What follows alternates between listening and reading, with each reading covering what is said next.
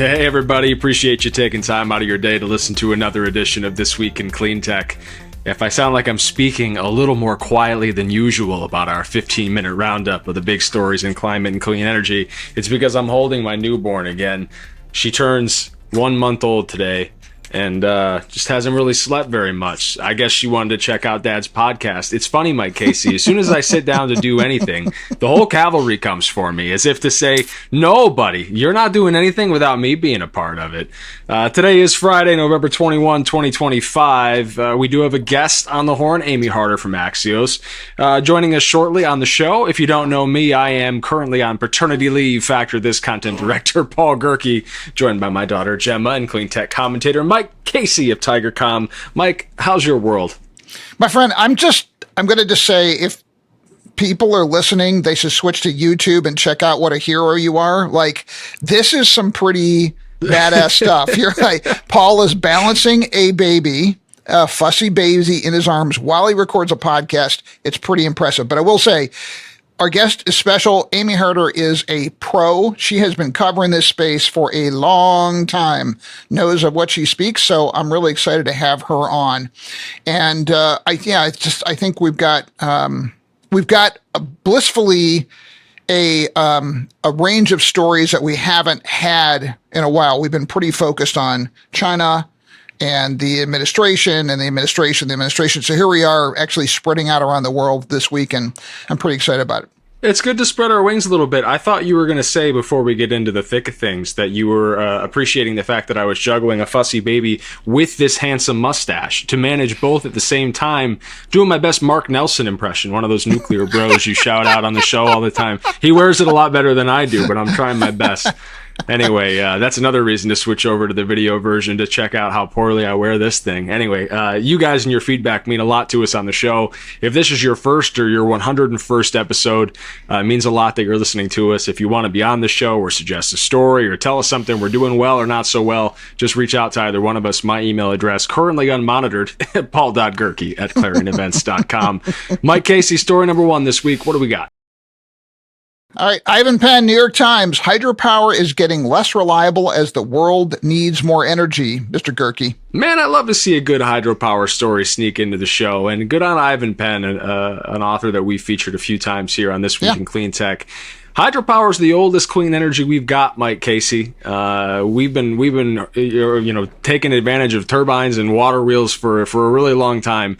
But they're failing right now under increasing pressure to provide more and more power. Currently, the third largest electricity source on the whole planet, outside of coal and natural gas. The Gerke Dam in Brazil produces about 20% more electricity than the largest U.S. hydro plant. About 600 people work at that plant every day. There's a big upgrade underway there, Mike. 5 years, give or take. Hydro plants have provided typically more than half of Brazil's electricity. Very important to them. Last year, though, production in that country fell by 3%. Droughts limiting ability to operate there, while excessive rainfall and flooding can take those dams offline, damaging equipment. In recent years, Canada, China, the U.S., and other countries have also seen a little less hydropower for similar reasons. In 2023, global hydropower capacity dropped by the equivalent of the electricity consumed by Chile or in the Philippines in just 1 year. Mike, what do you think about our waning hydropower resources? I think for a guy who mispronounces data as data, you did a really good job pronouncing Chile. I'm just going to say that. I want to give you a hat tip, okay? I'm relatively worldly. So this story, I think, is another example of something we've touched on in episodes past, which is climate disruption, disrupting the ability of climate change solutions to deliver their benefits. It's kind of tragically interesting here, but Brazil's feeling the impacts of just that. At the same time, the country's expanding wind and solar to help fill the gaps left by hydropower. And it'll be a matter of modernizing the things we already have while also blending that with renewables to stabilize the grid and provide power at a time of rising demand. Paul, story number two. Story numero dos this week by Rivka Galchin from The New Yorker. You said you liked how I said Chile, and I decided to roll the dice a little bit. Story number 2, titled, Why the Time Has Finally Come for Geothermal Energy. My daughter Gemma seems to like this story. What did you think of it? Oh, heck Mike? yeah. Okay, after the 1973 oil crisis, Iceland invested heavily in local geothermal resources, of which it has a lot. Today, over a quarter of Iceland's electricity comes from geothermal power. It's supported by accessible volcanic heat, and the rest is mostly from hydropower. So Reykjavik uses geothermal heat to melt snow and ice on sidewalks and roads. But while geothermal is once limited to places with distinct geology like Iceland, we have this new wave of tech that's coming online, Fervo, Ever, etc. And they promise to expand its reach all over the world. Paul, what do you think? Yeah, the idea is that they can reach places that those typical geothermal installations can't. We're talking about a lot smaller footprint, maybe going in sideways or at an angle. And it turns out there's a lot of opportunity in places that we didn't expect to find it. In the past 5 years in North America, more than $1.5 billion have gone into geothermal stuff, fracking tech being repurposed to create what we're calling enhanced geothermal systems. These are places without volcanoes or anything like that, enabling cheaper, faster, and more predictable operations. The biggest names are involved in this space, Mike, because this is baseload power. This is the always-on stuff that the Googles, the Metas, and the Microsofts of the world are always in pursuit of right now to secure 24/7 access for their data centers. Under President Biden, geothermal became eligible for those tax credits we've spent a lot of time talking about on this show, the wind and solar, ITC, PTC stuff. Under President Trump, geothermal got fast-track permitting, similar to oil and gas, sort of the best of both worlds, if you will. Zambia has a hydropower heavy grid. Calling back to our first story just a minute ago, it's collapsing under repeated droughts. You may have heard about that in the news. Blackouts lasting up to 20 hours per day. Well, now the country's extensive copper and salt mines are being reimagined as geothermal wells. Kalahari Geoenergy is racing to approve a first commercial pilot there. By leveraging existing resources like subsurface maps and mining skills, Zambia could flip those blackouts and diesel stopgaps into 24/7 clean baseload geothermal power if everything works out. Mike, story 3. Timothy Gardner, Reuters, U.S. loans Constellation $1 billion for 3 Mile Island reactor reboots. Paul, at any point, if Gemma Rose insists on me reading your parts, you let me know. Yeah, she actually was just only complaining that you didn't do the Dr. Evil thing when you said $1 billion. She's very well read. This first month of her life, she's consumed a ton of media. Yeah. So on Tuesday, the Trump administration said it loaned $1 billion to Constellation Energy to restart its nuclear reactor at a Pennsylvania plant. This is the one 3 Mile Island that shut down in 2019. Last year, the company made a deal with Microsoft under which the reactor's output would help offset power for its data center operations. The U.S. Department of Energy's Loans Programs Office, which has more than $250 billion in capital, said a large portion of that will be used to support revival of large-scale nuclear reactors like this one. Mike, what are your thoughts now that we have those nuclear bros on the horn? Well, they'll at least be swarming our LinkedIn pages. So restarting this reactor is going to require major upgrades like revamping the cooling towers, installing a main power transformer, among other equipment, and refueling before producing electricity. So I hate to be a broken record, but yet we still don't have answers for what to do with the waste. How to ship it safely so it's not a terrorism target. Where do you store it so it can last 10,000 years on its half-life? And then there's also all the cost overruns. So call me a nuclear skeptic a little bit. I'd like to like it more than I do, but I do have those doubts about it. Constellation said it's already hired hundreds of workers, completed infrastructure inspections, and ordered major equipment for the reactor. The restart's targeted for 2 years from now. The Trump administration is really leaning into nuclear. It has also said on Wednesday that it wants to buy and own as many as 10 large nuclear reactors that could be paid for through a $550 billion funding commitment made by Japan in October as part of a trade deal framework. Paul, our fourth story. Before we get to story number 4, I just want to point out a quick observation, and maybe you don't feel this way, maybe you do. It feels like more than ever, especially when we're talking about these big data center deals, that the numbers are just made up. Like whether it's the megawatts or the gigawatts or the dollars or the cents, Mike, it just feels like we're just kind of being like, this one's 550. Billion. It's 550 billion this time. And then we're just like waiting for a shoe to drop or someone to be like, hey, wait a second. And then nobody does. And so we're like, well, hell, I guess it's 600 next time. Anyway, story number 4. That's neither here nor there or everywhere. Twit guest Jennifer DeLuey at Bloomberg. This one called "World is Off Course" on pledge to rein in emissions of heat-trapping methane.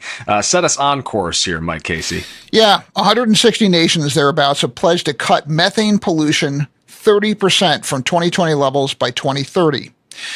Unfortunately, according to an assessment by the UN Environment Program and Climate and the Clean Air Coalition, the world is far behind on these commitments. The methane, it has roughly 80 times the heat-trapping power of carbon dioxide in the first 20 years after it's released. It makes getting rid of it even more crucial to keep warming numbers down. The energy sector alone could reduce methane pollution by 86% by 2030. But Clean Air Task Force Director Jonathan Banks says there are, quote, persistent gaps in enforcement, monitoring, and finance, end quote. Paul Gerke, your quote. Yeah, even with a slowdown in methane pollution growth over the last 4 years, there's slow pace here, Mike, and that's prompting calls for a global methane treaty inspired by the Montreal Protocol's successful phase down of ozone-depleting hydrofluorocarbons. You give me all the tough ones today, and I'm nailing them. Good luck out there. Sleep deprived and on point still, buddy. Yeah, I find the best preparation for me is little to none. I don't know if that's true for you too. Some environmentalists argue that focusing on a new treaty would take time and attention away from the urgent fight to get rid of methane pollution right now. Story number 5. Let's get our guest in here, Mike. Paul, our last story comes from Amy Harder at Axios for her story that's titled Landman TV Show Reflects Oil Industry's Renewed Swagger. Amy, good to see you again. Welcome to the show for the first time. You are no stranger to this sector, and if people have not read this story, which we really want them to do, what is the big takeaway? Well, first of all, it was fun to do a story on a TV show. I took one for the team and watched TV for my job, which is kind of fun. The biggest takeaway is that Landman is reflecting the zeitgeist of the world that we're living in right now. I talked to a Rice University anthropologist who called it the Joe Rogan zeitgeist. This is a show where men can be men, and it's just depicting this industry that not a lot of everyday people are really familiar with. You get into your car and you drive places, but you don't really think about what is making it go. And we're not really thinking about the impacts of it. Now, maybe you two are, and I am, and the listeners of your podcast, but on a macro level, people who are watching things like Yellowstone, which is also from the same curator, Taylor Sheridan. So it's providing a window into this industry. Now, that being said, when I wrote the story, everybody responded saying, oh, it's just entertainment. And I said, yes, of course, but entertainment is so powerful on our beliefs. Very much. So it's a reflection of the moment that we're in. The American Petroleum Institute did an advertising campaign based upon it. And I can go into more of that if you would like. And I also have some criticism of the show. But at a high level, I think it's important to note that this show is a reflection of the moment that we're living in. Yeah, a reflection of the moment, but not necessarily the facts, Amy. I remember when this show first hit the air, one of the first clips to go viral from it was in reference to wind turbines and how they're, a net negative in terms of their carbon pollution offset. And that on its face is just fundamentally wrong. And there were a few other things in that diatribe that Billy Bob Thornton went on that were just kind of like, well, that's not quite right. And that's not quite right. And that's kind of a mixed bag. Is the show since then the same way? Or is it sort of like a dramatized version of the reality of the clean energy conversation? Oh, it's definitely a dramatized version of everything. The American Petroleum Institute says it's a very positive portrayal of the industry. And I think on a whole it is. It humanizes something that otherwise didn't have a lot of human faces on it. But it's not wholly positive to the oil industry either, which I can get to in a minute. But just to respond to your comment about the wind clip, yes, definitely. That clip, I think it got something like 2 to 3 million hits on YouTube, compared to the less than 2,000 YouTube hits that the first campaign that API ran in the first season got. So talk about impact, right? Millions of people are hearing Billy Bob Thornton do a huge takedown of wind energy. And of course, as any good reporter, I sought out the facts, and definitely there was a lot that was misleading in that clip. I reached out to Jason Gramey, the head of the American Clean Power Association, and he said, it was maybe, and he just threw out a random number, 39% accurate. So sure, there was parts of it that were accurate, but most of it was misleading or downright false. And yet that didn't get through to the masses. And so that, it's interesting. I tried to track down Billy Bob Thornton's positions on these topics, and his publicist did not respond to my email. So maybe I don't have a future in being a TV reporter, but he has been asked about this, and he says he doesn't have a position. He's not pro or anti-oil, but it would be interesting for him to see some of the fact checks that came out about wind, because there's a lot of interesting things to learn about the wind industry as well. So, I think that type of clip has a lot of impact. Now, I will say there's also a lot of explosions there's at least one big explosion, spoiler alert, in the first season. And that's something the oil industry did not like. Of course, we have seen explosions in the oil industry in real life. 2010 BP oil spill, massive explosion. But in many cases, even with that, most of the time the oil industry is safe. The same way that the wind industry is vastly cleaner for the environment than oil. Well, there's also the many conversations, dialogues, and threats of paramilitary force that are in the many meetings with the drug cartels. So I don't know how the oil industry sits with that one, but just to note that. On that, I envisioned Taylor Sheridan sitting around with other people to create the show, and they said, well, the industry by itself is not interesting enough, so we got to throw some drug cartels in there. And that's completely false, according to the head of API when I asked him. I just got to say, it's going to be tough to find Billy Bob Thornton, because every time I see him, he's like wandering in the desert somewhere talking about cell phone service. So, you're going to have a tough time getting comment from him. I'm going to go ahead and tell myself that's why he didn't respond to my emails. Well, I will say this much, Amy. I think, whether set aside the position one would have on the institution he created, but Andrew Breitbart, who founded Breitbart News, very famous quote, politics, and I'll add policy, is downstream of culture. And I'll tell you, we had a reason to do a survey of rural Americans or what they think of renewable energy. Actually, we've done two. So my firm underwrote the first one. And what we found is that one of the information sources that rural Americans cite for their views on renewables was Landman. So I think you are absolutely on point to do this because, and I would actually say, in my opinion, most energy reporting, particularly reporting on renewables, focuses on the technocratic details. It wholly ignores these cultural factors, and the cultural positioning of technologies absolutely matters, and it is absolutely being worked by incumbent energy sources that have the resources to work them.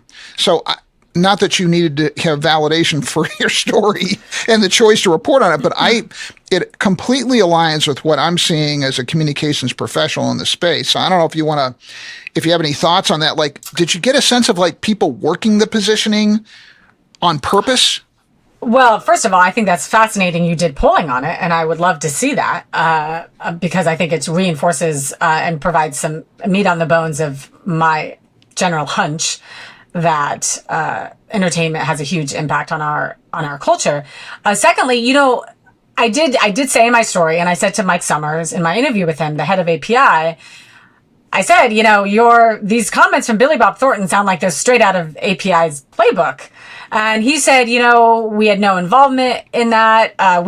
He had no idea where that speech came from. Mm-hmm. He commented that Taylor Sheridan is from Texas and, is around people who say this. Now, there's probably some more reporting that I can do, on this concept, and I will do that.